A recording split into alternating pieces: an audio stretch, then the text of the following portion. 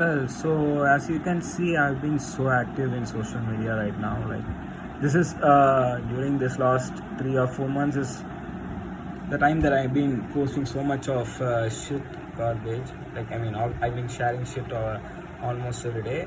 But I believe that's what is essential to get some reaction from most of the people. Like, most of the people, they are not like just dumb. Like, no one is dumb. Everyone has the capacity to think, but the problem is no one just thinks. Like, everyone just accepts what is generally accepted.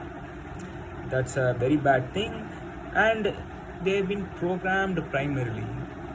I will tell that because there are greater incentives for if you are a very rich person, okay, and if you have control over some big companies, it will be very convenient if the majority of the people, at least some big percentage of the population, believes whatever you say.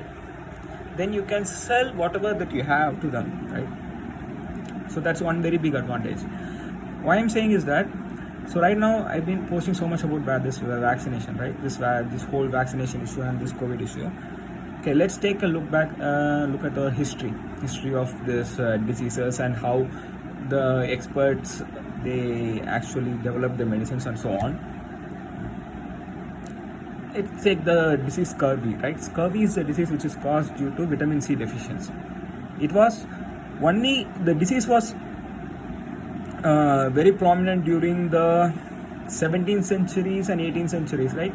It was the disease was widely observed up until early 20th century.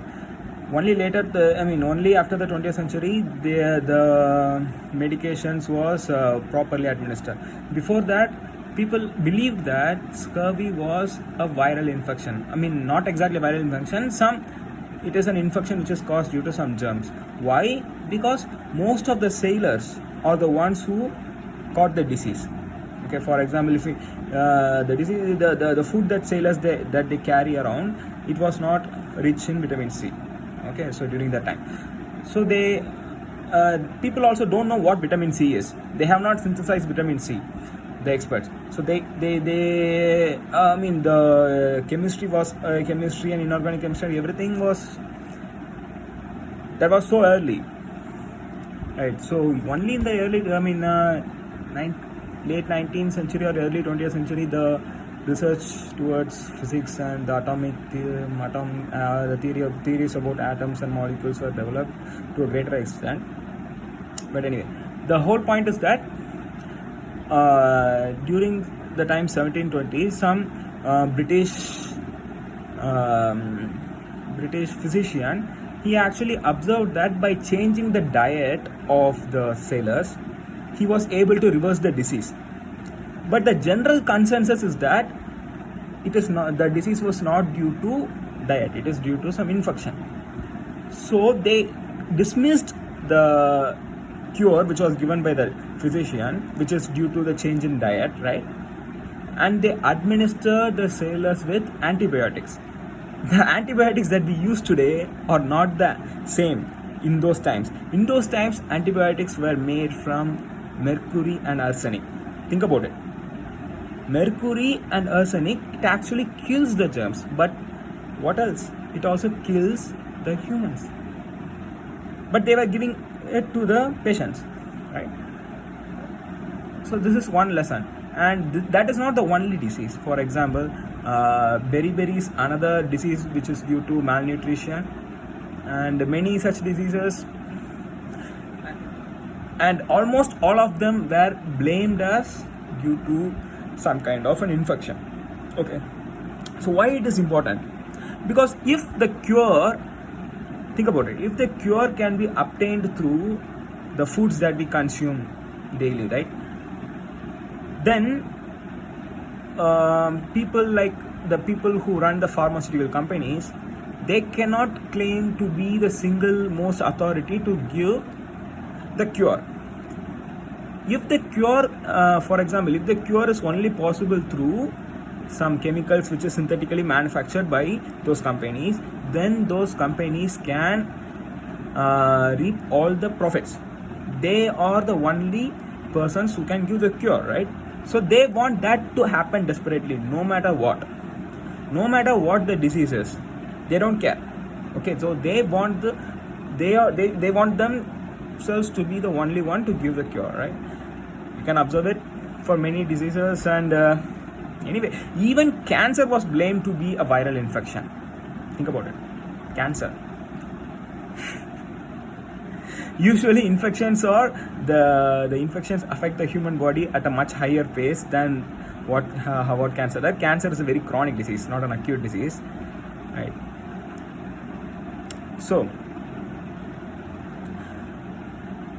as you can see right now, they are promoting the mRNA vaccines, the so-called vaccines, as the only solution to end this pandemic, right?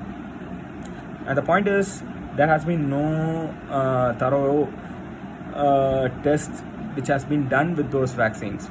None of the vaccines which are available today has completed all the trials, and they are not proven to be safe and effective. Their long-term effects can never be known. It is impossible to know the long-term effects in 1 or 2 years. Just impossible. You need at least 10 years of studies, in my opinion. I mean, some might say 5 years, but at least 5 to 10 years of studies, and how it affects the other bodily functions. For example, how it affects the reproductive functions and anything. Nothing can be concluded in 1 or 2 years, but they are forcing it on everyone. It doesn't matter if you are a kid or if you are if you are aged around 20 or 30, it doesn't matter. You are therefore going to force you to take the vaccine, right?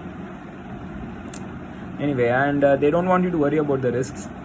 Basically, you can't sue the company for anything, for any damage. Even if you die, you can. Your family, they cannot make any complaints against the medication. And one more beautiful thing is that it doesn't matter what your body size is, how much you weigh, what is your height or whatever, what is your age, nothing matters. Whether you are male or whether you are a female, nothing matters. You are going to get the same dosage. Even if you are 5 years old, you are going to get the same dosage as the person who is 40 years old. Okay, and they call it as science. And one more thing is that when the pandemic started, right, who advised that who told that the coronavirus, that SARS-CoV-2, whatever the virus it's called, it is not contagious, right? They literally said that during the early time of the pandemic, during the last year, February, around February or March, I believe. Okay, they said it is not contagious, right? They said the masks are useless and whatever. Okay, I believe still that it is not contagious. I have my other reasons. I will say that later. Okay, but now they have changed their position. My question is, what will you do if they are going to change their position about the vaccination? What if in future, let's say after 6 months or 12 months, what if they concluded that the vaccines, it actually causes all those side effects that I'm talking about right now? What will you do? How will you feel? Right? That's the whole point. Okay, you can't simply trust them, because science is not like a yes or no answer. Okay, even in physics, it is never like 100% absolutely true. Newton's law is not a law. Einstein's theory of relativity is also just a theory. It's just an explanation to the observed data. Okay, scientists conduct experiments, they collect data, right, and they propose some equations. In physics, most of them are differential equations, right? And they will see whether the equations describes the data to its best. Okay, if it does, then it is accepted. If it is not, then it is rejected. Okay, problem is right now the data is before even collecting the data, they said that Pfizer vaccines are 95% effective, more than 95% effective, whatever. But right now, and after mass vaccination in Israel, right now they are saying it is less than 65% effective. And some even claimed that immunity developed due to vaccination are much more let's say they are much more longer and sustainable than the immunity which is developed due to prior infection. So what happens is, the theory is that if you get infected by a virus or something, your body develops, your body reacts to the virus, right? So in the process it develops some antibodies. If your body is unable to fight the virus, obviously you're going to die, because the virus replicates and it takes over your body. Okay, and if it does not kills you, it only makes you strong. It leaves you with all the antibodies. So in future, if you come to contact with the virus, you are more likely to survive. That is the philosophy behind vaccine also. They are the same philosophy. So prior infection and vaccines, they are going to they are going to have almost similar reaction. Nothing is going to be with mRNA vaccines, obviously things are going to be different, because the mRNA strands, they are not actually the actual virus. It is the spike proteins which are derived from the virus, right? So it's not the actual virus. So obviously the reaction from our body is going to be different. Okay, there are some claims that our body our immune system forgets its it loses its capacity to fight the more other viruses when one is injected with that mRNA vaccines. But that's a claim, not a true. In the same way, the vaccines are not yet proven to be effective. In the beginning they said it will prevent transmission. That's the biggest lie. No vaccines ever prevents transmission. Okay, it is the biggest stupidest lie that they sold to you, right? So the chickenpox, the viruses which cause chickenpox, they are still alive. The viruses which cause polio, they are still alive, and they are still present. Okay, they're still present.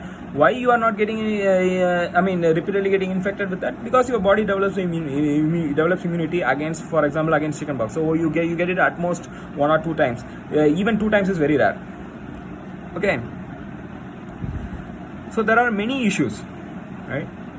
And the idea to simply accept whatever the WHO says, or whatever the government guidelines are, and whatever the news media they wants us to believe, is simply not an option.